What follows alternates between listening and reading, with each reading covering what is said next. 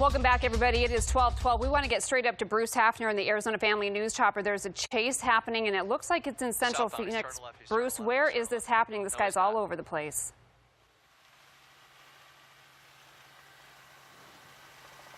Bruce, can you hear me? All right. Well, this guy was driving a Honda Pilot, and then he went into the Biltmore, and he basically carjacked a vehicle, and I'm getting mixed minus here, folks, so got to shut off the IFB. So here we go down Indian School. Just went over 16th Street, so he's approaching that's probably 12th Street right there. Getting ready to turn south on 12th Street, right by the school. And I'm getting mixed minus, guys, sub-control. Anyway, he went into the parking garage. The Phoenix Police Department was following him well behind. He couldn't see any police cars, but he wasn't really driving erratically in the first car, but now after he carjacked somebody, he's been driving pretty crazy as he goes through 12th Street down to Osborne. This should be Osborne here, right by the country club, and now he's heading westbound. No, he's turning around. He's going to go eastbound. That's 12th Street and Osborne right now, folks. And he's going eastbound, and we're not sure where he's going to head off to, obviously. But he's been driving pretty erratically. At one point down 24th Street, he was driving in the oncoming traffic for quite a while. It was, thankfully, nobody, got into an accident with this guy. But at this point, we're just following him. It looks like he's slowed down a little bit, driving a little bit less crazy, but there, right when I say that, he's going to go in the middle lane, and he's approaching 16th Street right here. And let's see what he does at 16th. Just made a turn without stopping, obviously, and now he's heading down 16th Street from Osborne, folks. And Bruce, in the wrong lanes right now. Do we have? I don't know if your mixed minus has been taken care of. Do we have any? He's alone at this point. He carjacked somebody, and that person was able to get out of the car. We never saw the carjacking because he went into the parking garage at the Biltmore. We couldn't see him in the parking garage, and then the next thing we know, we see him driving like that across the parking lot, and that's how we picked him up. He was driving very erratic, and we saw, obviously we thought he must have carjacked somebody, and then we heard it on the scanner. So he carjacked somebody in the parking garage. We don't know if he hurt that person when he carjacked him, but at this point, driving around Phoenix, now this would be probably, let's see, it's hard for me to glance out. This looks like he's going down Thomas Road here in Phoenix. And from where you are, if you pull back, how far back do you see Phoenix police or any law enforcement right now? There's none behind him close. The airplane is high up above the Phoenix police airplane they have for surveillance. We did see one of those tanks that they use to bring SWAT crews into, areas where they need to make felony arrests. We saw them up by the Biltmore area, and then we saw the police officers in white cruisers. Look at him, he's going right through this intersection, right around all the vehicles against probably a green light there for the arrow coming the other way. And once again, we don't know how this all started, if the car he was in before was his or if that was a stolen as well. We just, got a call to get up in the air and that there was a pursuit going on. And it was really hard to find him at first, so he wasn't driving erratically. And then once he carjacked somebody out of the blue Honda Pilot, right. Look at this guy just making turns. Now he's going down Central. Okay. And that's Central and Thomas there, over the, we're over the tall buildings. He's going to get into some busy traffic as he heads down Central Avenue. We're in the lunch hour right now. A lot of people are going to be more than maybe an hour or two ago. More people are going to be out on the streets of Phoenix right now, out grabbing lunch, or the early shift folks ending their day. And he's just not. He's not even slowing down as he approaches those intersections. It doesn't look like. No, and that's the biggest fear for all of the law enforcement agencies trying to get this guy off the road safely. They're trying to do it safely. That's why nobody's behind him with any lights. He can't see any police officers. They're staging all around him, I'm sure, on side streets and ready to do whatever they can to try to get him off the road. But at this point, they don't want to encourage him to go any faster or drive any more recklessly than he's already driving. Here he goes through the downtown area. He's coming up on traffic here. He's going to have to. So he sees traffic. Now he can't get in that parking lot. What's he going to do here? He doesn't know what to do. So he's gonna, it looks like he was gonna try to turn in. Up on the sidewalk. There he goes. They're gonna try to block him. And again, this is one of those situations.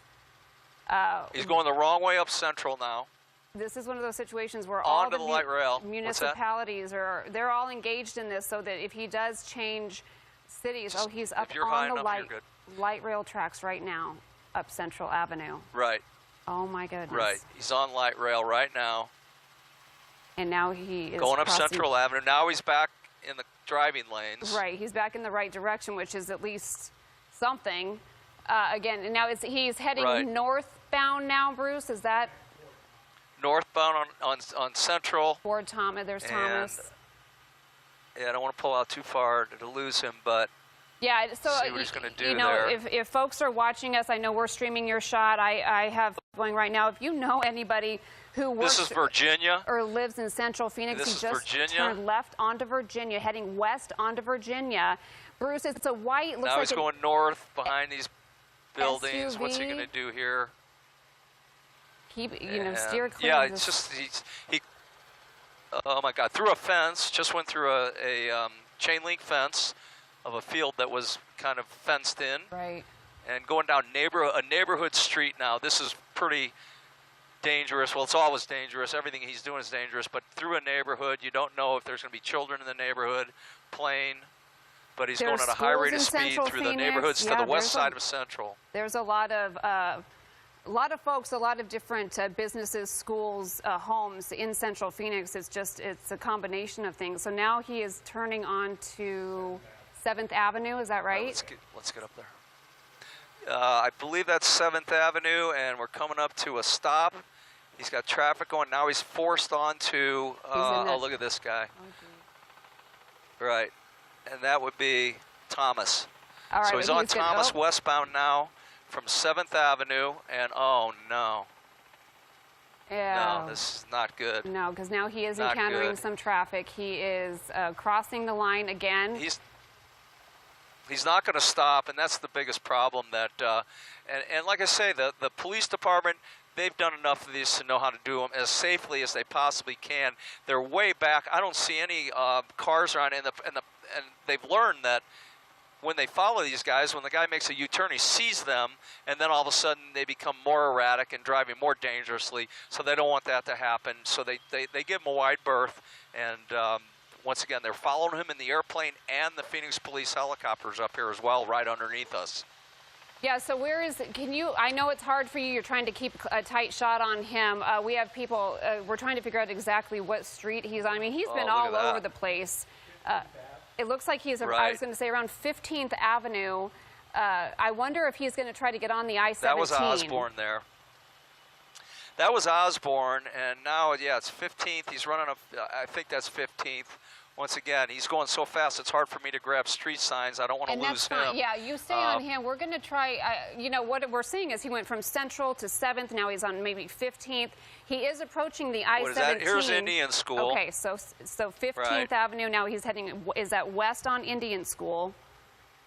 So I would imagine that DPS is all over the interstate, ready to perhaps use stop sticks. Bruce, in your history of covering these things, what is the protocol for something like this through the city streets?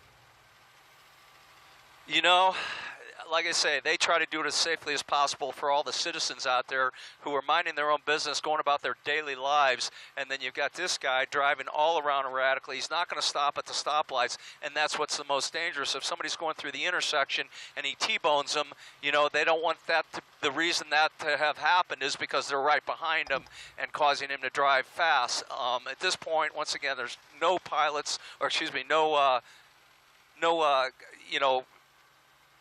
squad cars behind him. I'm looking for some other stuff. There's no squad cars behind him, but here he comes to a light.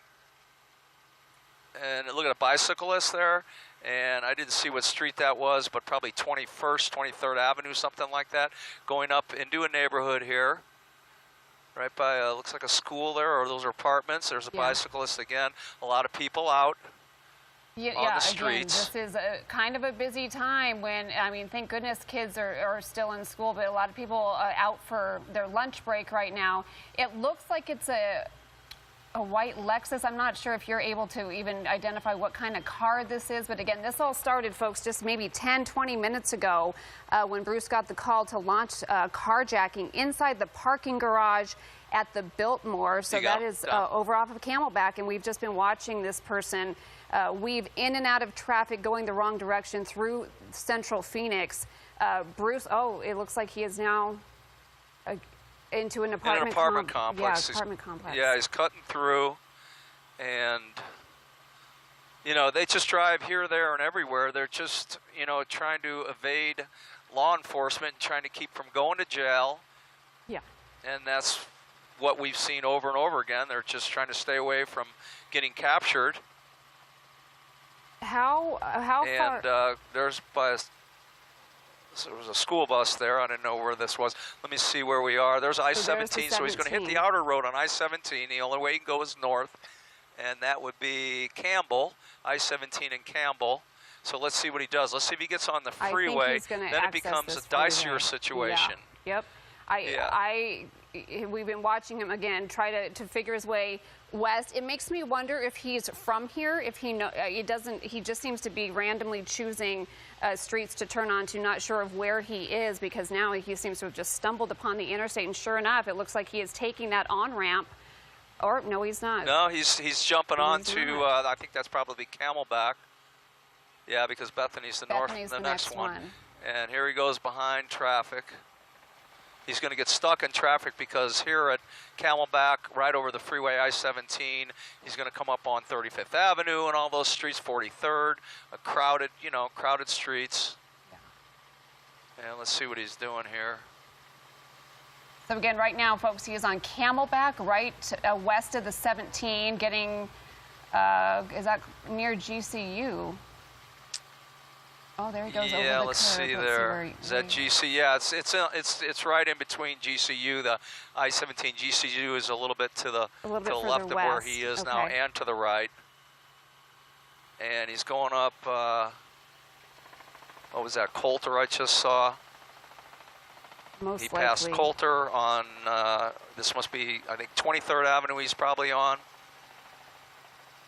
So 23rd Avenue and Camelback, continuing to pay no mind to the traffic, heading northbound. Again, continuing to keep police. They're watching from the air, and Bruce, we know that they're coordinating efforts on the ground. It's just like you said. It's just a very it's a tricky situation for them when you have so many people on the roads right now in the middle of the day. Right, and this is Bethany home. He just went through northbound on 23rd Avenue. And like I say, we're not sure what he's wanted for. We don't have any of that information yet. It could have been something as simple as him not stopping for a traffic stop and he didn't have his license or whatever. We don't know how this all started. All we know is that the police have been following him for a while. And also they have an airplane up high with surveillance on him. So he's not going to get away. We just hope that they can take him into custody safely. Are you hearing anything on scanner? I don't know if you have the scanner traffic up in the chopper. Are you able to listen in to kind of hear? You know, we're on all the aircraft frequencies. We're in contact with the Firebird helicopter flying up here with them safely, and another TV helicopter. We're just coordinating our flight with them to make sure that we're doing this safely. I didn't find the scanner channel. It was encrypted, and we had a tough time finding it. Here he goes back over towards I-17. He's on Bethany, and let's see what he's going to do here. He's hitting some traffic. Now this is bad. He's going down the off-ramp of a freeway. All right, so we should mention to people that they're listening to your voice, but we do have this on a video delay in case something does happen that is could be upsetting to viewers. So what we're hearing, Bruce, when he can see a few seconds ahead of what we're actually seeing. So this man is now heading the wrong way down the frontage road off the I-17. So those lanes going the other way, those are the southbound lanes, and he's heading northbound, it looks like, on the southbound frontage road north of Camelback. So again, if you live or work in Central Phoenix and you are going to just sit tight and let the police departments involved in this get this person off the road so we know that you're safe. So now he's turning west, it looks like, again, into a residential neighborhood. Right, going through a neighborhood. And, you know, the problem with this is, like he just did earlier, he had a blue Honda Pilot. We never saw the Honda Pilot, but we finally caught up with the police department who were behind him, and that's when he went into the Biltmore and ended up carjacking somebody. This car, he stole this car from somebody in the parking garage, and we've seen that before. We've seen that before where, you know, we haven't seen it, I should say. We've been over parking garages before, and they've gone in there, and then they find somebody who's parking their car, and they steal the car from them, and that's what this guy did, and he's really going at a high rate of speed now. Yeah, we can see the clear difference between how fast he's going and the people that he's passing. I'm actually kind of surprised, Bruce, that he hasn't hit anything yet, whether it be a light pole, a building, or another car. I mean, he was driving on the light rail tracks when he was on Central, just south of Thomas, so he's very brazen in his actions, and I am surprised that he hasn't hit anything or compromised the ability of the car that he's in any way. Right, exactly. And the first time we caught, you know, the first time we saw him, he was driving across the Biltmore. Oh, he just hit something. Okay. I don't know what that was. Folks, we want to thank a stop stick or something. Okay, so they are kind of zeroing so here in on it's him. going to come to an end here. He's got a bad tire now because he hit something. I'm not sure if that was a stop stick, but here he comes through a neighborhood. So it looks like he's down a tire. Crazy through a neighborhood. Yeah, he's losing a little bit of control. Yeah, here. he's got one tire that's out. One tire, his left rear tire. We saw something explode. There he goes. Oh. He's just losing control. Look at this guy. Yep, here right he goes. into Two of them. a house. Two of them. Okay, so All right. two guys in that car now on the run, jumping out of the car. And there's a dog in this yard. This guy right here. Who is that, a woman? That's a woman, a girl. The police department's pulling in. We didn't see the guy where he went in the backyard of the home. He jumped Let's over. get to the backyard. Okay, I think he's jumping over this fence back here. She's still in the front He of that might be in house, this yard. We did see a big dog there. So And we're looking for the guy. Pretty.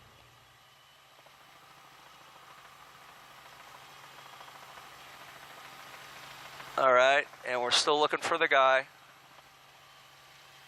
He jumped over the fence and ended up in this backyard here, but there's a bunch of trees, and we're not sure if he went into the home. The Firebird helicopter down below us, police officers, and they're obviously taking the woman into custody if they can find her. I didn't see where she went. And we're looking, folks.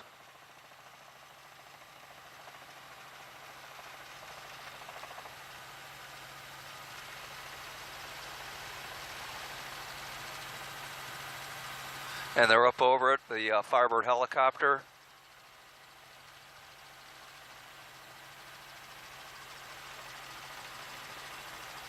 So it looks like they do have a K9 unit out there. Bruce, where exactly are you guys now? Where did this finally come to an end? Let me see what they're going to do here before we get into that.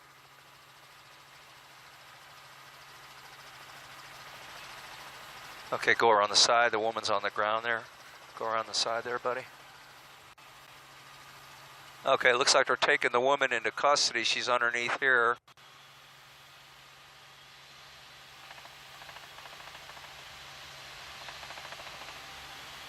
There she goes into custody.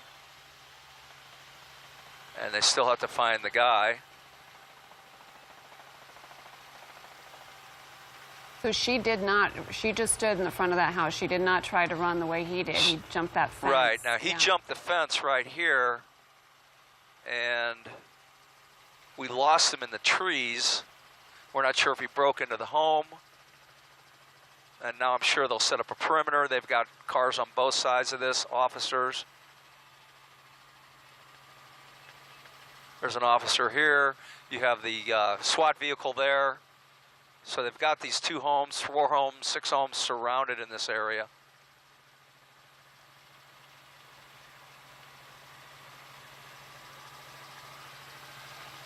Okay, we're listening to the...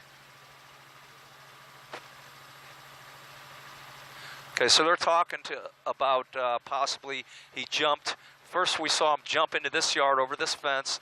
They think he might be in this yard with all the trees. the red roof they're talking about. So that's one right there next to the green one. So they think he's in here somewhere. They will bring the dog in, and I guarantee you if they bring the dog over, or as soon as they bring the dog over, they'll find this guy. We're going to kind of stay in this area and try to get a shot, a little straighter down shot of that red roofed home in that area and see. There was a big dog in this yard. After he crashed the car, jumped over this fence, there was a big dog back there, so maybe that scared him out of the yard. And the dog just was barking and jumping, but not really at him. So they think he's in this area right here by this red house. And the neighborhood we're in, I'm sorry, I really was too tight on him to read any of the street signs. But they've got this area surrounded. You see there's an officer in the street. They're bringing in the armored vehicle. And so once again, they lost the guy at this point. Get off and continue. In fact, that's what we saw right there. You see that driver just heading north on light rail tracks in the downtown Phoenix area, narrowly missing that van you saw there. And eventually, the driver made their way west, never getting on a freeway, staying on these side roads, neighborhood streets. Take a look here. This is where we saw the collision. Watch here. So, I mean, we haven't seen anything right now to suggest that anyone has been seriously injured. That was a head-on collision there, and you hope those people are okay.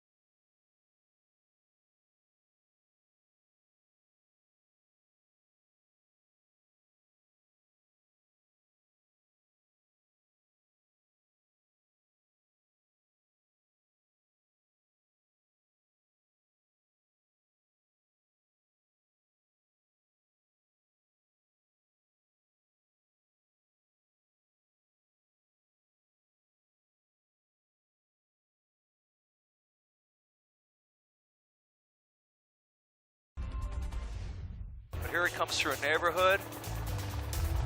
Crazy through a neighborhood. And yeah, he's got one tire that's out. One tire, his left rear tire. We saw something explode. There he goes. He's just losing control. Look at this guy. Well, that was a wild chase across the valley. This one took a lot of dangerous turns. This morning, at least, those two suspects are behind bars, but not without a canine officer at least being killed. Now, this all started near 51st Avenue and Broadway. Police spotted the driver and a passenger in a stolen car. Yeah, that sparked that wild, very dangerous chase as those suspects drove up 43rd Avenue near Bethany Home, where police say they then held the driver at gunpoint, then took off once again, driving crazy through the entire valley. But it didn't stop there. Officers eventually caught up and confronted that duo in a parking garage at the Biltmore Shopping Center, where a second carjacking took place. According to police, that suspected driver pointed a gun at them, so an officer fired, but those suspects got away. Officers eventually used stop sticks in a neighborhood near 29th Avenue and Barrage Lane. That's when both suspects took off running, but that woman ended up surrendering. However, the guy kept running, jumping fences, so the SWAT team had to be called in. They put an entire neighborhood on lockdown while they searched for that very dangerous man. Now, knowing that suspect was armed and very dangerous, they sent in a canine officer. Bain went in and sadly gave his life to protect the officers. ADOT paying tribute to him last night with these freeway signs. Take a listen to what the Phoenix police chief had to say about this. Got into the attic, and after some discussions and trying to get him out, he refused to. We sent Bain in to do what the dogs do. They are our protectors, they are our partners, and it's definitely with heart that we lost Bain. Canine Officer Bain was a 3-year-old Belgian Malinois. He had been with the Phoenix Police Department for just over a year. After his body was found, the canine was rushed to an emergency vet clinic, and as you can see there, a tribute as officers lined the parking lot to escort his way. Now, the suspect at this point still hasn't been named, and we don't know what charges he will face. But it is a Class 6 felony to kill a police dog in Maricopa County. Thank you for your service, Officer Bain.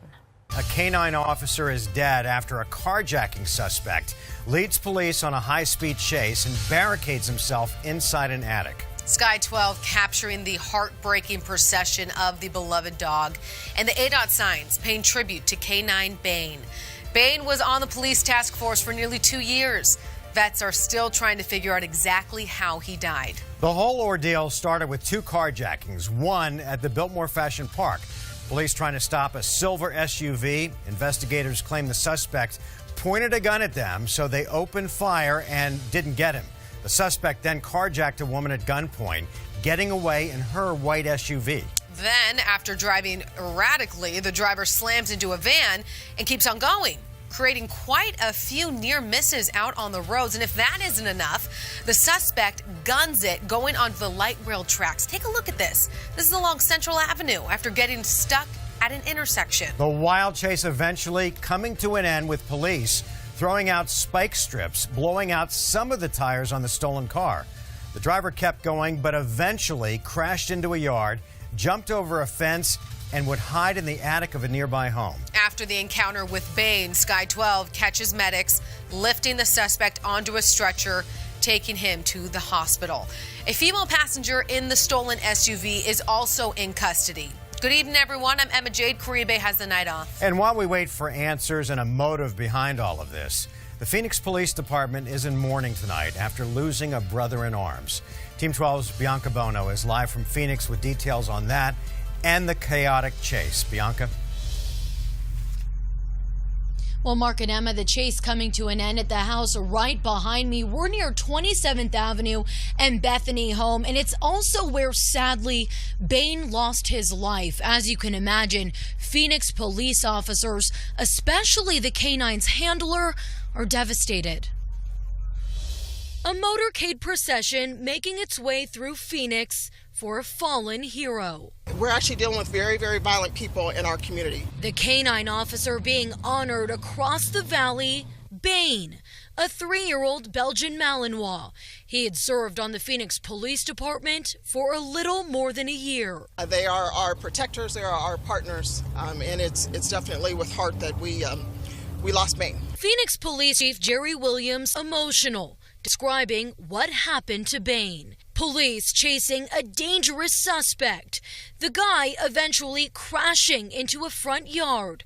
The suspect then breaking into a home, barricading himself in the attic. After some discussions and trying to get him out, he refused to.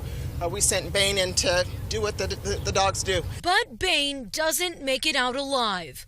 Officers arresting the suspect, eventually finding him on top of the dog. The end message on this one is that violence against police has to stop. Ultimately, Bain's heroism allowing for police to arrest the armed suspect. While veterinarians try to figure out exactly how Bain died, people living in this neighborhood are thankful for his service. All the dog was trying to do was trying to work for its service to attack him. That was so unnecessary. It was so sad. It was just a little puppy. Again, police opening fire on the suspect at the Biltmore, claiming he pointed a gun at officers. Chief Williams says that's the 17th officer involved shooting this year, and she's now pleading with the community to stop with the violence against police officers. We're live in Phoenix tonight. Bianca Bono, 12 News at 10. To that vehicle to begin the procession. Bain, a police dog, a 3-year-old Belgian Malinois on the Phoenix Police Force. And you can see that all of those officers standing at attention to pay their respects. This is video from earlier for those that missed it. And now we're watching, I'll switch back to a live shot. We're watching as Bain heads up the I-17 a procession. Several vehicles, canine officers, looks like. I would imagine that's a pretty tight-knit community, the canine officers and their handlers.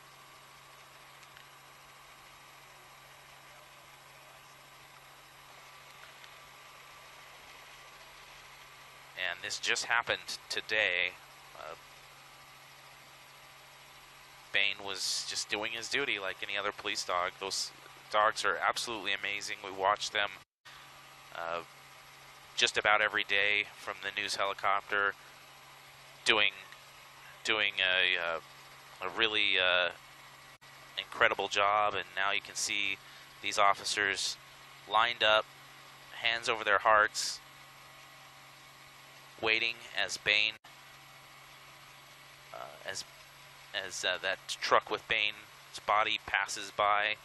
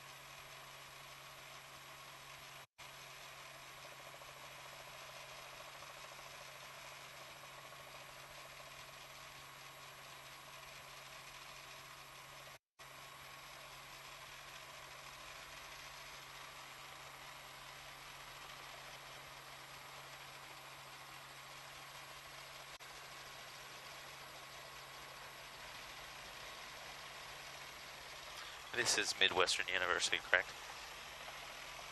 So it looks like Bain is being taken to Midwestern University clinic of some kind, and this procession for Bain on the day that he was killed in the line of duty.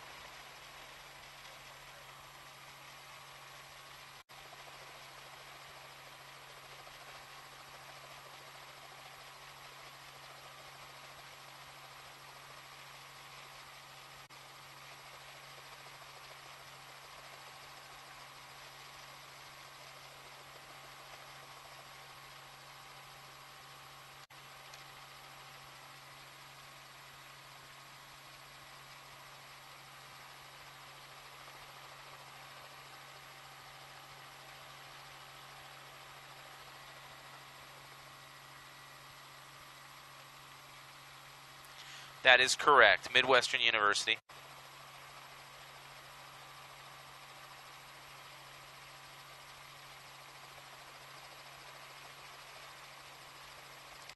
Unsure. I believe they'll. Yeah, I'm not sure.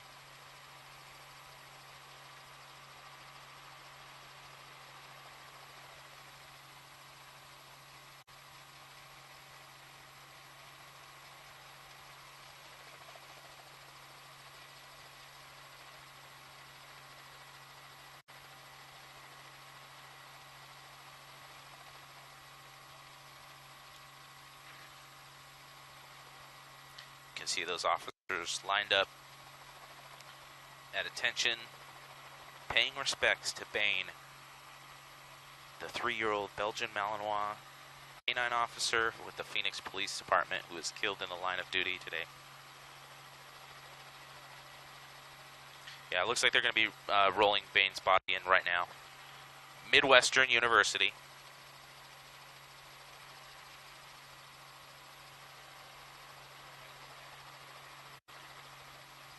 Yeah.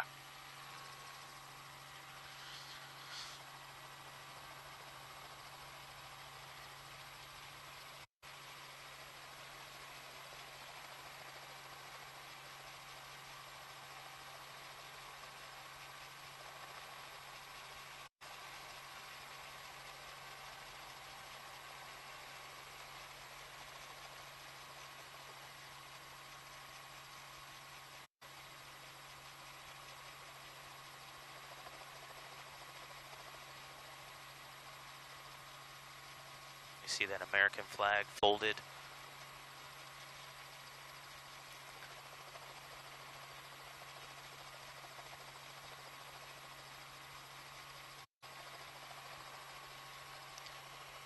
Copy that.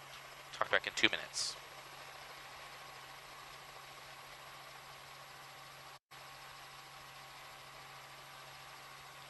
Copy that. This is on 3, correct? Who's tossing to me?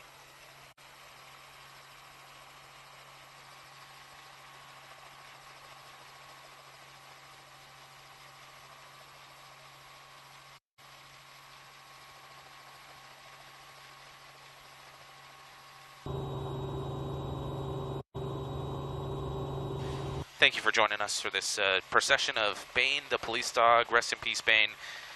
And our hearts were with that, with Bain's partner.